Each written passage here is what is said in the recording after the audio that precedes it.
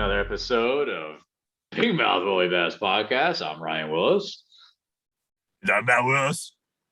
And boy, oh boy, Matt, did we have some interesting games over the weekend. Completely different, complete opposite of what we had the previous weekend with Super Mild Card Weekend. Yeah, that's right, Ryan. I might go on record and say that may have been the best round of playoffs in the history of the NFL. I don't think that's a far stretch. Honestly, I tend to agree. Normally when people say stuff like that, I'm always like, oh, come on, that's just recency bias. But I think in this case, it actually holds a lot of merit. I can't think of another weekend, at least playoff weekend in the NFL, that was more entertaining, where literally every single game came down to the last play of the game, the last few seconds, whether it was a game-winning field goal or a game-winning touchdown we saw in the Kansas City Buffalo game. So it was really quite extraordinary. Amazing, man. What else can you say? Palm some Millers. Yeah, so I'm relieved, honestly. I was pleasantly surprised that we had 4 fantastic games after that awful wild card round that we talked about last week. So let's go ahead and dive into it, Matt. Let's go ahead and recap all 4 games. Let's start with what was the first game from last weekend. The Cincinnati Bengals versus the Tennessee Titan Up. Tighten it up, man. The Titans were not so mighty on Saturday. No, they were not. I have a good friend out here who's a diehard Titans fan, and Jerry.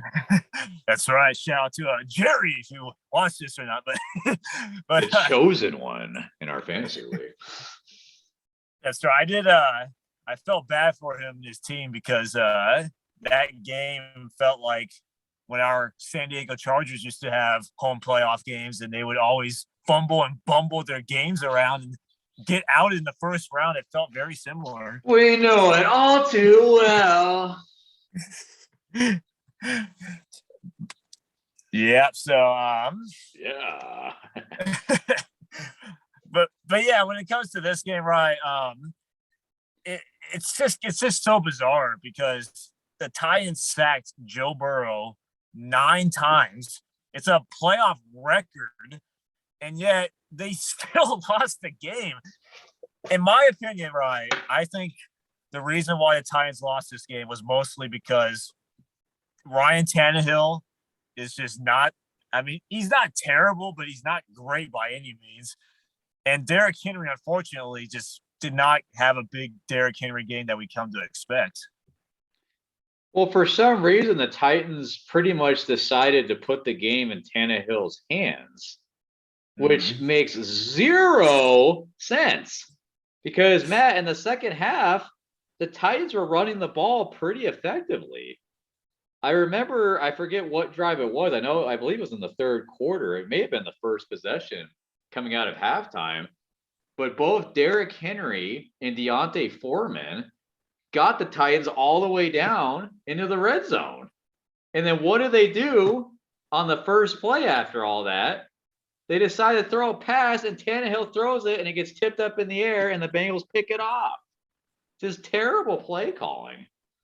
Yeah, it's inexcusable, honestly. And, like I said, I do feel bad to the extent for, like, Titans and their fans, just because, that's a team that they never won a Super Bowl, even dating back to when they were the Oilers. And they were loud in that game. I know there was a lot of Bengal fans there, so respect for them. But the Titans fans did show up, and they were loud. And there's not going to be many. I don't think the Titans will get that number 1 seed again. They needed to win the Super Bowl this year if they were ever going to win it, which there's no way in hell I'm picking them to win a Super Bowl anytime soon with Tannehill as their quarterback. He's just a liability, I believe. There's a throw that he missed A.J. Brown on. It probably would have been a touchdown. It's just moments like that. And not to mention, Tannehill's getting paid, right, $38 million next year. He is not deserving that $38 million. Yeah, it's his second $100 million contract of his career. Because remember, the Dolphins threw over $100 million at him earlier. just not worth it at all. Like he's a decent quarterback. He's definitely, come a long way since his Miami days. But like you said, he's nothing special. And just the fact that they decided to allow him to basically decide whether they were going to win or lose that game, I just didn't understand it. Like I kind of figured, and I think we may have touched on it last week, that we kind of expected the Titans to curtail Henry's workload a little bit because this was going to be his first game back after being out for almost 2 months or more. So we expected his workload to not be quite as heavy as a normal Derrick Henry game, but he was really starting to get it going in that second half. And Deontay Foreman, like I mentioned, he was really, busting off some nice runs too. So I didn't understand the strategy there. Tannehill ended up finishing the game with 3 interceptions, I believe. And Matt, this was the 3rd time in the Titans franchise history since they moved to Tennessee that they had the number 1 seed and they lost right off the bat in the divisional round. So you said that, they probably don't want the 1 seed. Yeah, that's the reason they don't want it. They don't know what to do with it. Yeah, it's true. And, I don't know where the Titans go from here, honestly, because if they run it back with Tannehill, I mean, you're kind of you're strapped cap room wise because of how big his contract is. Because like the thing is, if Tannehill was only getting paid like $5 or $10 million a year, you can allocate those funds a lot easier and bring up a lot more talent. But he takes up so much cap space. But yeah, that's a shame for the Titans. But talking about the Bengals now, here we go. We said this last week. Joe Burrow, I'm telling you, I really think he's a top 5 quarterback already. That, as surprising that may sound, only his 2nd season. I can't. He has that it factor. He's already proven to be clutch. He's the perfect guy that the Bengals need. He gets sacked 9 times, and he still keeps his calm, compose yourself, and wins them the game. Grant, I know there was a lot of field goals made. Shout out to Evan McPherson, their kicker. He was super clutch all game long, but Burrow is just the type of player that you want to play for. I'll smoke a cigar to that one, brother. I love how he smokes a cigar after every win. Yeah, I agree, man. I already told you I'm a huge Joe Burrow fan. I was a huge fan of his when he was at LSU. Of course, he won a national championship when he was there. I honestly think the Bengals, if they don't win this week against Kansas City, I definitely think the Bengals will be in a Super Bowl in the next 3 years because I do believe Joe Burrow is just, I don't know if I'm quite ready to put him in the top 5, Matt, like you are, but he's definitely on his way. Let's just say that, especially with Rodgers and Brady getting older eventually. Hopefully those guys will be out of the league. But yeah, I mean, he's definitely the perfect man for the job there in Cincinnati, a franchise that is just desperate for some success there. So yeah, I definitely am rooting for the Bengals, no doubt about that. I also love Jamar Chase, who also came from LSU. But yeah, the Bengals they're going to be set for a long time. But it is noteworthy though as well. It's not all sunny days for Cincinnati. That offensive line is horseshit, just to put it lightly, and they have to either draft a bunch of linemen or sign whoever the best free agent offensive lineman there will be during the offseason, because I don't want to see Burrow get another torn ACL or any other serious injury again. Yeah, I agree. The Bengals definitely got to shore up that offensive line. I don't know how many picks they have this April, but I would pretty much use every pick on an offensive lineman if I were them. Got to protect that quarterback. All right, Matt, on to the next game from Saturday. Probably the biggest surprise, right, of the weekend, at least I would think.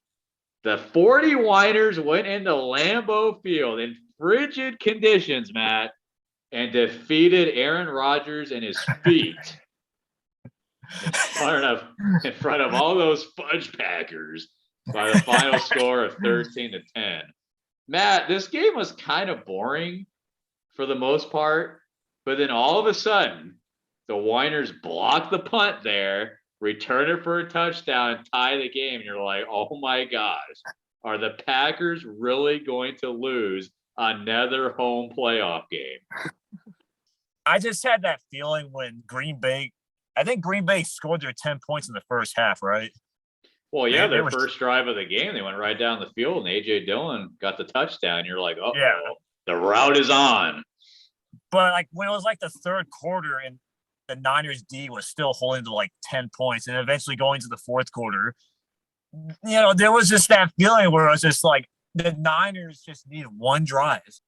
Even though Green Bay's got Rodgers and all, the Niners, they have the true playoff football mentality, and they just punched him in the mouth. And honestly, it was beautiful to see because I don't really like Rodgers personally. I don't like his personality. Obviously, we'll be talking a lot about Rodgers because I think that's probably the biggest storyline because was that his last game in Green Bay? I think it should be. I don't know why, because if he just keeps running it back, the same result will happen over and over and over again. It's not going to work. Matt, he is 0-4 now in his career against the 49ers in the playoffs. And when he got drafted by the Packers way back when, he said in an interview, I'm going to make the 49ers pay for passing me up with that first overall pick. And he's lost every time against them in the playoffs. It's unbelievable. I mean, I know Rodgers has won a Super Bowl in Green Bay, and the Niners have not won a Super Bowl since Steve Young was there. So I guess in a way, Rodgers still has the last laugh. I just find it hysterical that he makes it such a big deal. Like, oh, the Niners passed me up on the number one pick. Well, it's like, well, it kind of worked out for both sides, it seems like. The Niners have been to a couple Super Bowls in the last, 15, 20 years. And you won a Super Bowl in Green Bay. So why are you so bitter, man? Jimmy Garoppolo really, Matt, did not do much of anything in this game, but he didn't really have to. In those conditions, Rodgers came up empty again. And Matt, I agree. I think there's a good chance he leaves Green Bay, but I still think there's a decent shot he will return. I think he's going to just let it drag out all offseason long. He's going to pull a Brett Favre. He learned from him, obviously. It's funny how both of those guys are very similar. Of course, there's a lot of people saying that he could also go to Denver and kind of go the same path that Peyton Manning did towards the end of his career. I could potentially see that as well, but I don't know. I don't think he's going to retire. I seriously doubt that. But Matt, the Packers have a lot of interesting decisions to make, even beyond Aaron Rodgers. Devontae Adams is also scheduled to be a free agent. And the Packers are, I believe, $48 million over the cap. So I'm just kind of wondering how they're going to be able to finagle all this. Well, I mean, I think that's part of the reason why I think the Packers should move on from Aaron Rodgers is just because of that financial aspect, because he's getting paid a boatload of money. I don't think there's any chance Devontae Adams comes back, even if Rodgers stays with Green Bay. I don't see that happening. The only thing is that the Packers could franchise tag Adams. But again, that's going to cost a lot of money. And if they're over the cap, how are they going to do that? They're going to have to let like half their team go. Yeah, I think Rodgers definitely needs to move on from Green Bay. But to tell you the truth, just going back to Rodgers' diva personality, doesn't he just seem like the type of person that just, rather than just, like, he always just wants to play the blame game. Like, oh, it was the special teams that they were the one that gave up that blocked punt, or, oh, that receiver, he dropped a potential first down pass. Like, Rodgers is the type of guy that just will always put blame on others. He has zero accountability.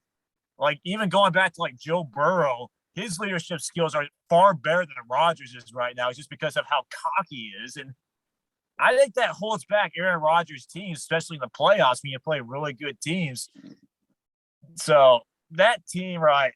Oh, what a mess. It's not going to get any better. Yeah, Rodgers loves to deflect the blame. Absolutely. The Packers also did have a blocked field goal. So the special teams was awful. I mean, they came into this game kind of with the reputation as the worst special teams unit in the league. They definitely lived up to that, Matt. So I can't really blame Rodgers for being salty towards that unit. But yeah, he had plenty of opportunities to put together some drives. He didn't make the throws. I saw a couple highlights on Twitter from over the weekend where he was throwing it to Devontae Adams, who was double or even triple covered. And he had guys like Alan Lazard running right down the middle of the field, completely wide open. It's like, what are you doing?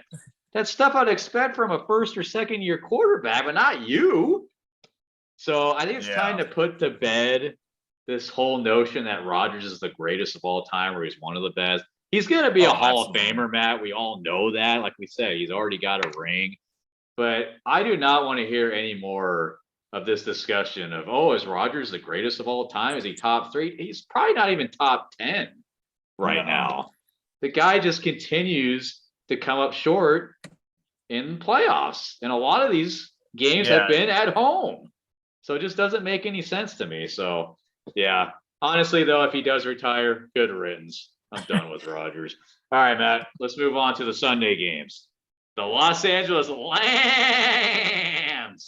versus the Tampa Bay Buccaneers. Buccaneers, baby. Walk the plank. Yeah, come on.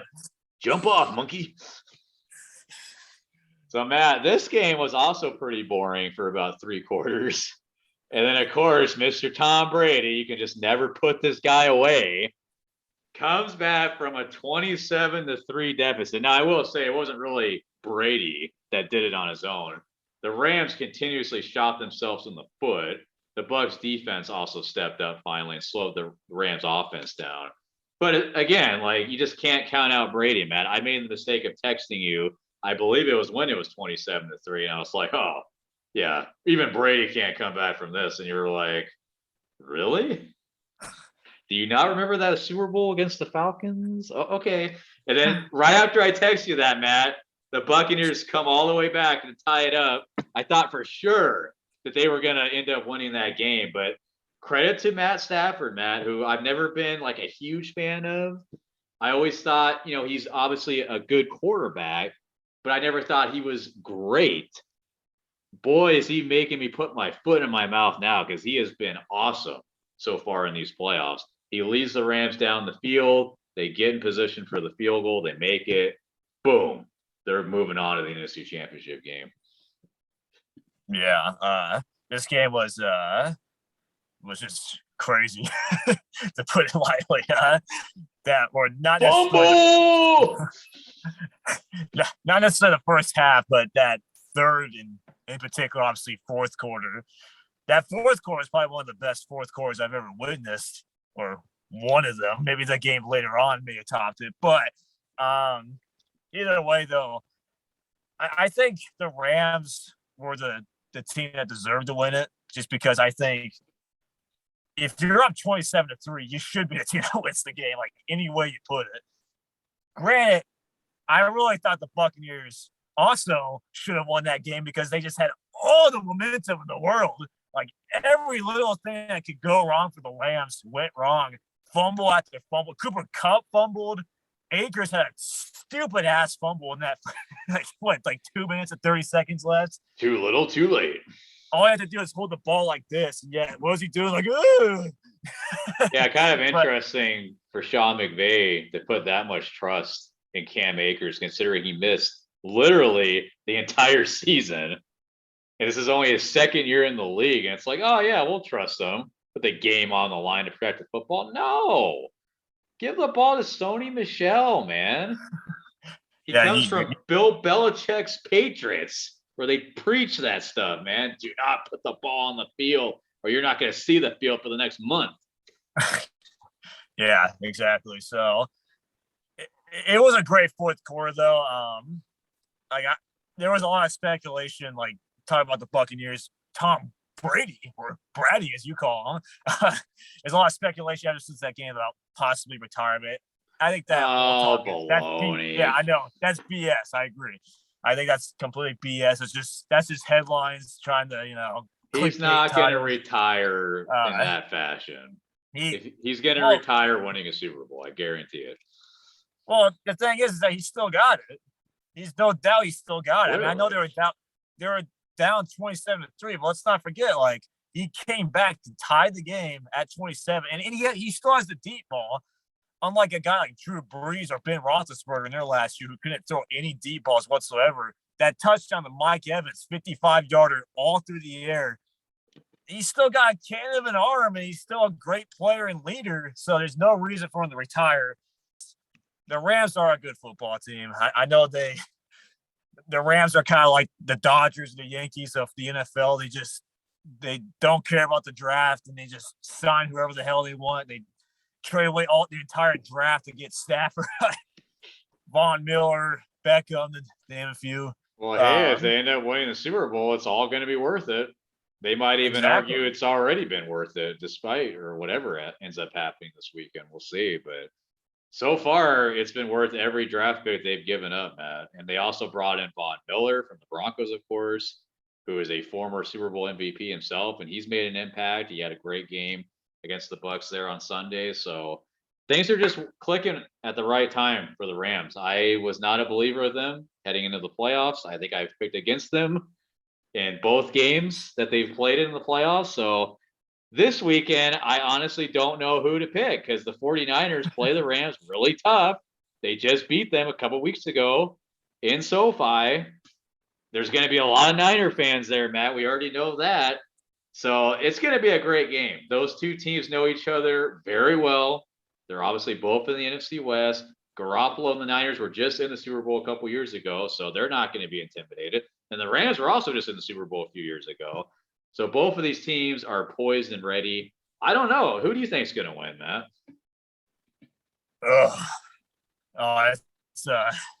That's a very hard choice, honestly, because I think you can make points for either or, honestly, because it's like the Rams just dethroned Tom Brady and the Buccaneers, who I actually thought they were going to win the Super Bowl, by the way, so I was wrong there.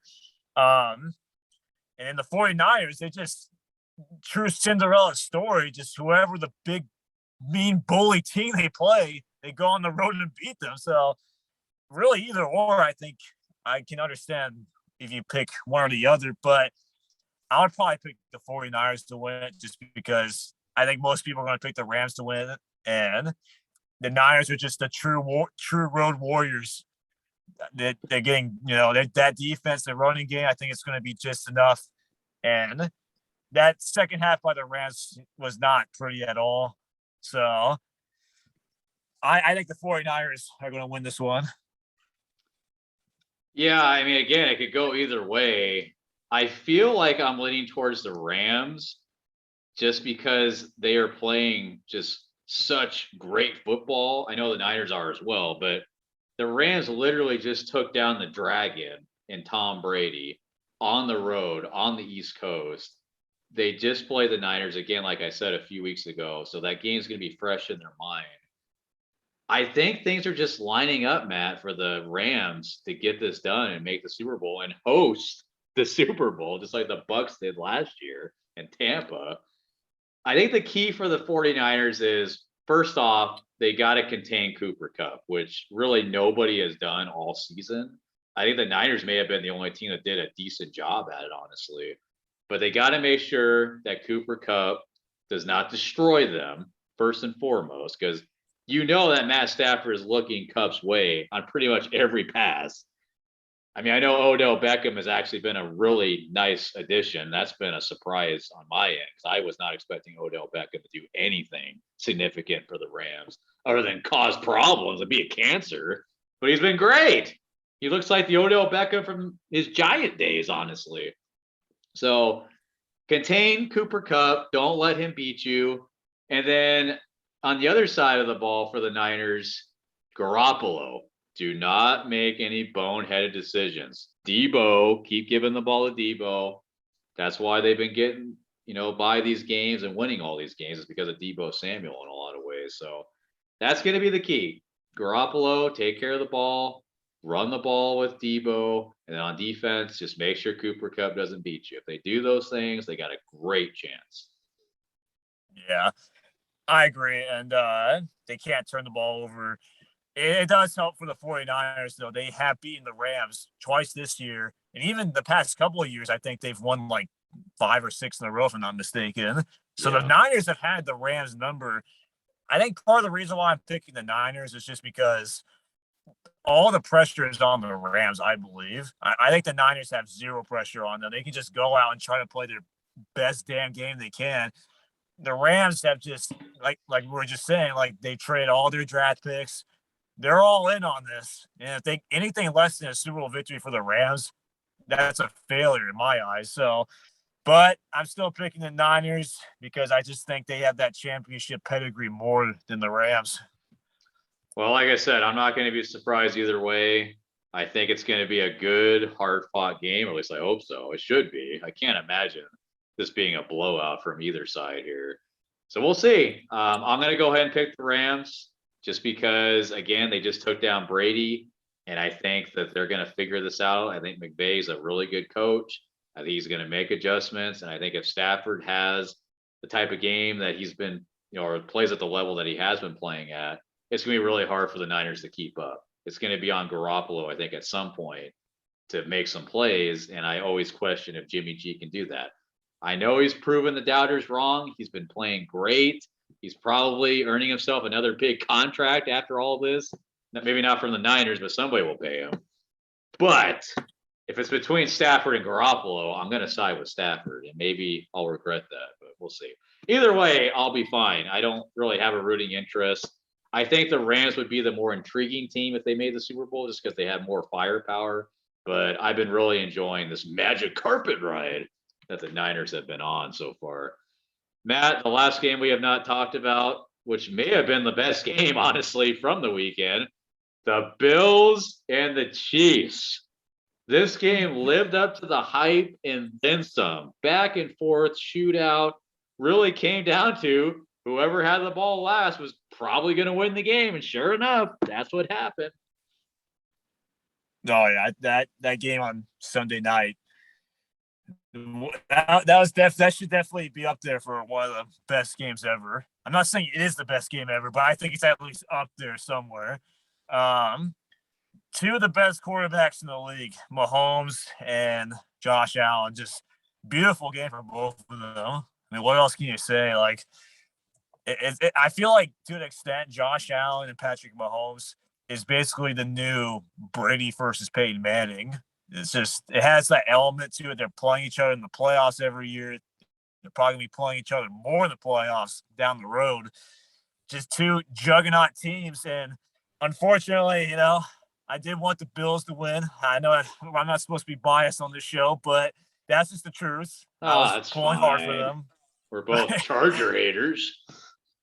But yeah, just it was a great game though, and respect to both teams and both quarterbacks, and hopefully we get a round 3 next year. Honestly, Matt, the Bills blew it. I mean, honestly, I put this game on Sean McDermott, the Bills coach, because they decided with 13 seconds left to kick the ball into the end zone for the touchback, which means no time comes off the clock. They should have done a damn squib kick. Get a few seconds off that clock. Bring it down to single digits. The more time you give Patrick Mahomes, the more likely he's going to come back to haunt you. That's exactly what happened. Literally 13 seconds, man. That's all he needed to get the Chiefs in field goal range. Boom, boom, boom. Completed that pass to Kelsey. 2 passes to Kelsey. And Booker made the field goal, sent it to overtime. And then, of course, the big controversy now, Matt. Does the NFL need to change the overtime rules? Because the Chiefs won the coin toss, and pretty much everybody was saying, well, whoever was going to win the coin toss was probably going to win the game because neither defense could stop the other offense. So Chiefs won the toss, marched right down the field. Kelsey, corner of the end zone, touchdown. Chiefs advance to their 4th consecutive AFC Championship game. Well, let's talk about the overtime rules real quick. No, I don't think they should change it. That's just my personal opinion. I say that just because, for one, you guys, the 2 teams, they could not win it in the 4 quarters anyway, in overtime in the NFL anyway, as opposed to college. It's just meant to end the game. Like, whoever, if you can't stop the team from scoring a touchdown in overtime, like, I'm sorry, I hate to say it, because it's like, again, I was pulling for the Bills, but they don't deserve to win the game, I don't think.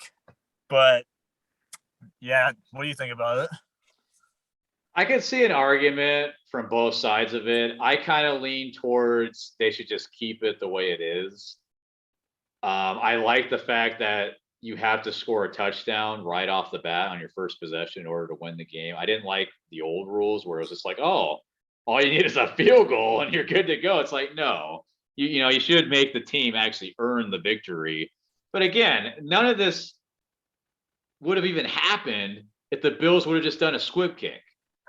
Because the Chiefs would have ran out of time, because at a minimum, they would have wasted a good 4 seconds. Even if the Chiefs would have just fallen on the ball immediately, that's still a couple seconds that go off the clock there. So I don't know, man. The Bills blew it. Yeah, it does suck that the Bills didn't get an opportunity to at least try to answer the touchdown in overtime. And I think as a football fan, the way that game was going, you didn't want to see it end. And I would have loved to have seen Josh Allen with another chance, but the Bills had this game, man. I mean, they should have ended it before it even got to that point. So it's kind of hard for me to feel bad for them. I do feel for the Bill fan base, though, because I don't know if there's a fan base in all of football that has had more heartbreaks than them, dating back to when they lost 4 consecutive Super Bowls in the early 90s. They just can't catch a break. But Buffalo, I really do believe that your time is coming. It may even be next year. Josh Allen is the real deal, obviously. He will get the Bills to the Super Bowl, similar to how I believe Joe Burrow will get the Bengals to the Super Bowl. So I do believe better and brighter days are ahead. It's unfortunate. I was also kind of rooting for the Bills in this game. I have nothing against the Chiefs, honestly. I like Patrick Mahomes. I'm a huge Andy Reid guy. I've always loved him. I've always thought he was a very underappreciated coach. That's why I was so happy that he won a Super Bowl finally. But yeah, I would have preferred seeing the Bills and Bengals in the AFC Championship game, because that's just really cool to even say, right, Matt? Because these two teams have just been the doormat of their divisions for years. Really, in the NFL, they've been the doormat. So I'm happy that they're at least relevant now. And again, I do believe the Bills will get there, but alas, here we are, Matt. Chiefs and Bengals, AFC Championship game in Kansas City. I'm leaning towards the Chiefs just because they have the experience. We always talk about that. What do you think?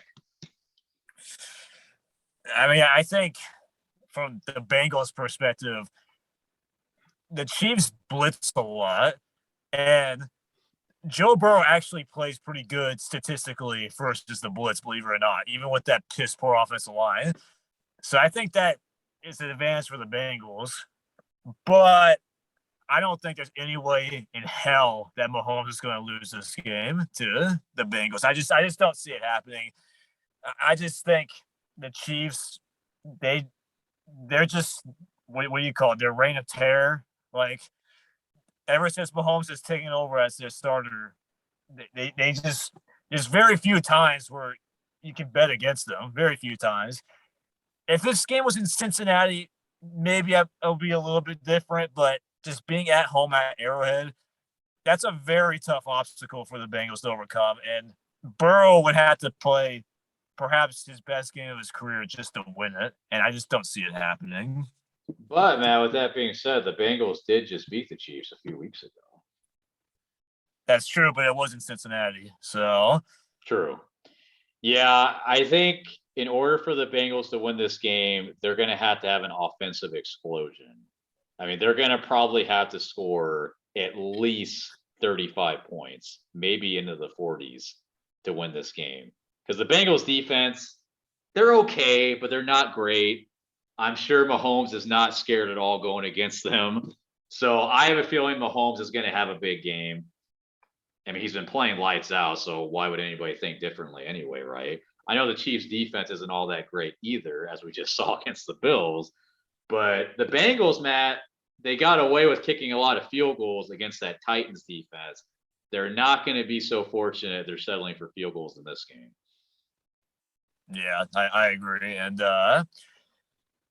easier said than done, of course, but the Bengals need to force turnovers somehow, some way.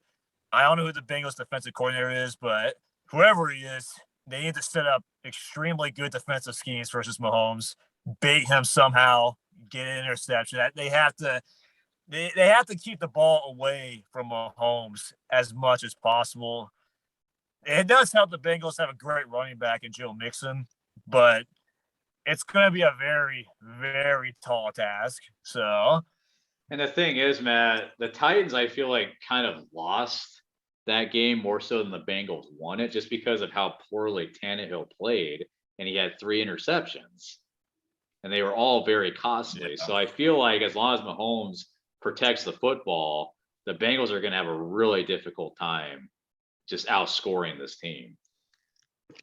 Yeah, I just don't see it happening.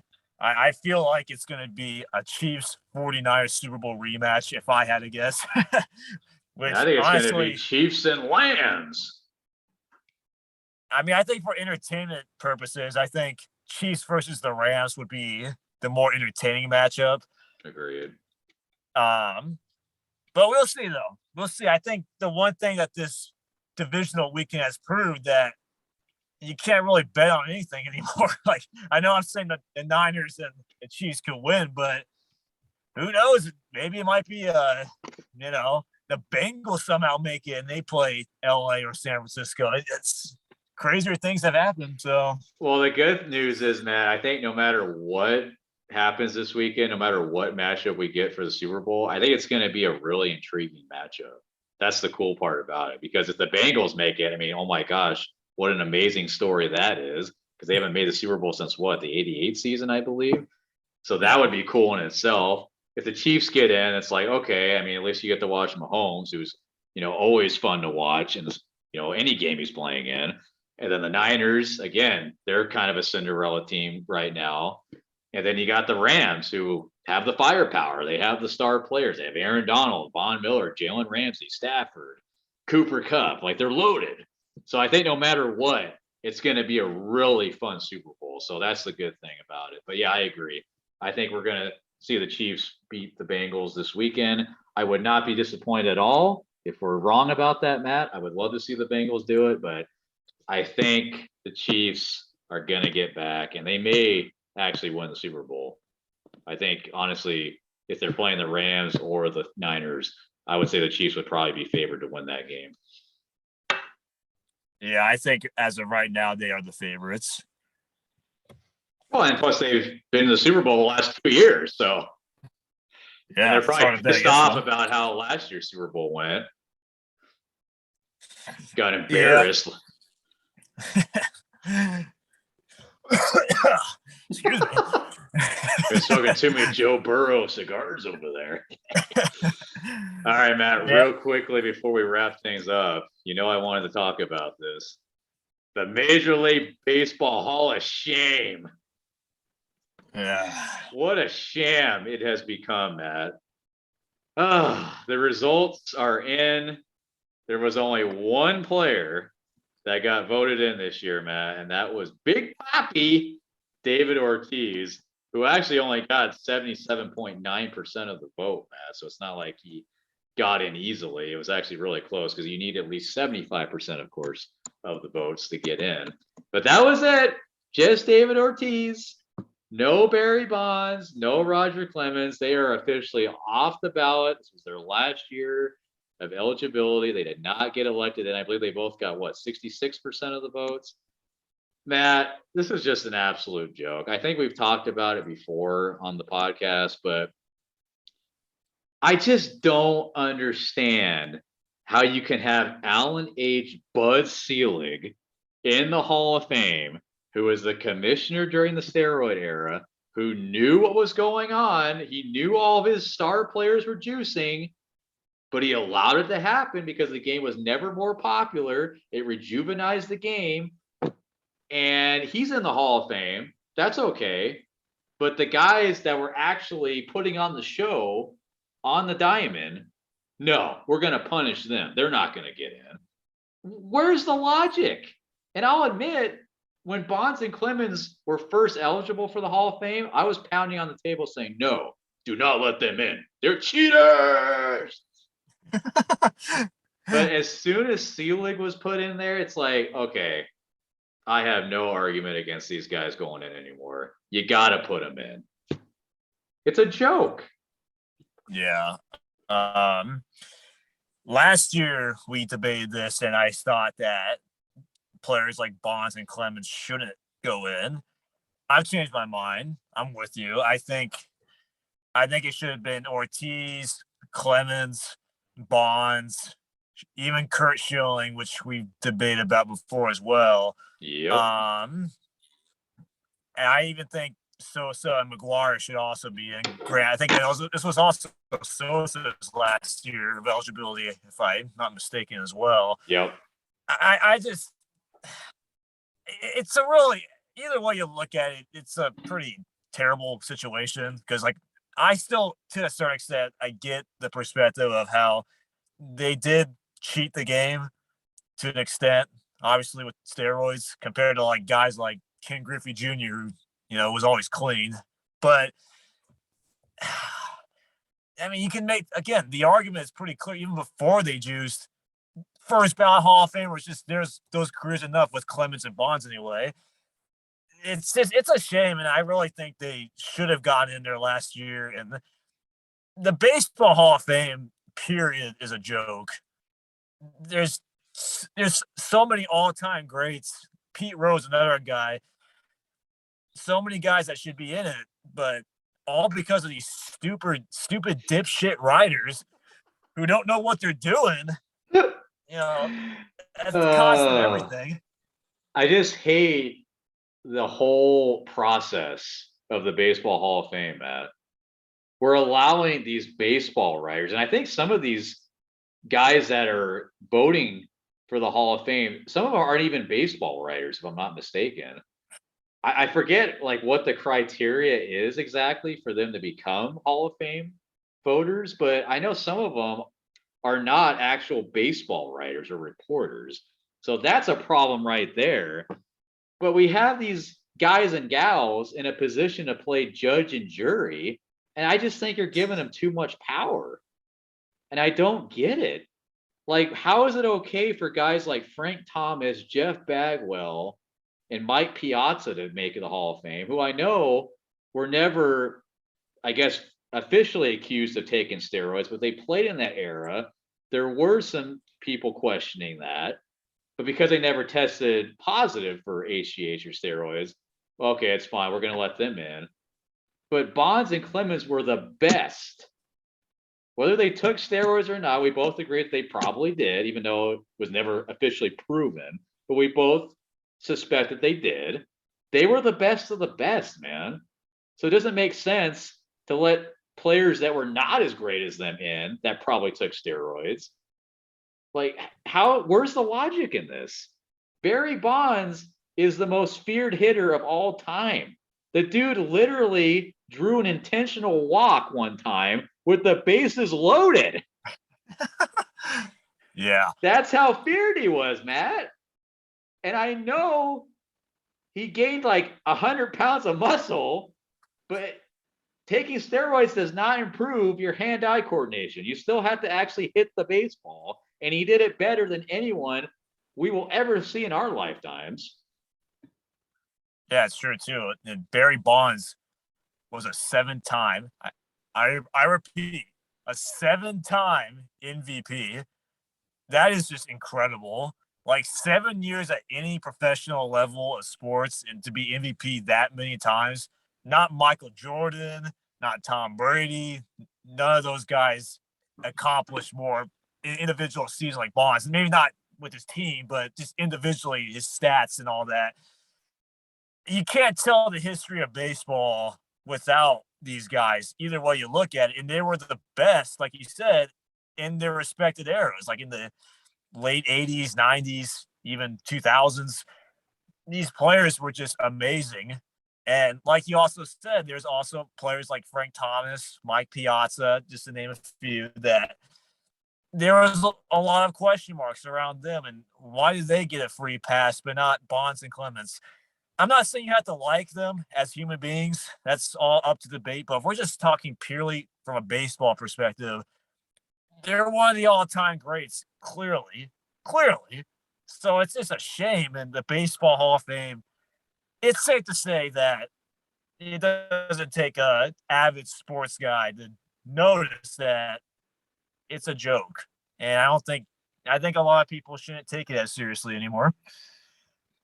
Yeah, I am done taking it seriously.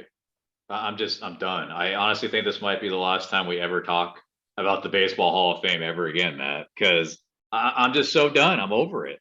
Unless something significant happens from this point on, for example, if Bonds and Clemens, they technically still could get in, Matt, through the Veterans Committee. And according to MLB Network, I guess that could happen as early as this winter. They could at least be put on the ballot for the Veterans Committee. So there still is a chance that these two could get in someday, although I still doubt it at this point. But yeah, I understand that Bonds and Clemens were awful human beings. Okay. We know Bonds was an awful teammate. I mean, that's the other part that I think has hurt Bonds is, Matt, how many former teammates of his have came out and advocated for him to get into the Hall of Fame? I can't remember anyone. So That's true. We know the media hates him because he always treated them like trash. So that definitely may have been the final nail in the coffin. Somebody made a great point, Matt, that if Barry Bonds had the personality of David Ortiz, he probably would have gotten elected first try, or at least earlier on. He would have been in the Hall of Fame by now. And I agree. If he was actually a decent guy and maybe was more open with the media, he probably would have gotten in. Roger Clemens, the problem with him is that his own teammate, Andy Pettitte, pretty much threw him under the bus and was like, oh, yeah, he was taking steroids. So that's kind of a whole nother separate issue for him. But yeah, with Bonds, I really think it mostly comes down to the fact that he was a jerk. Yeah, obviously I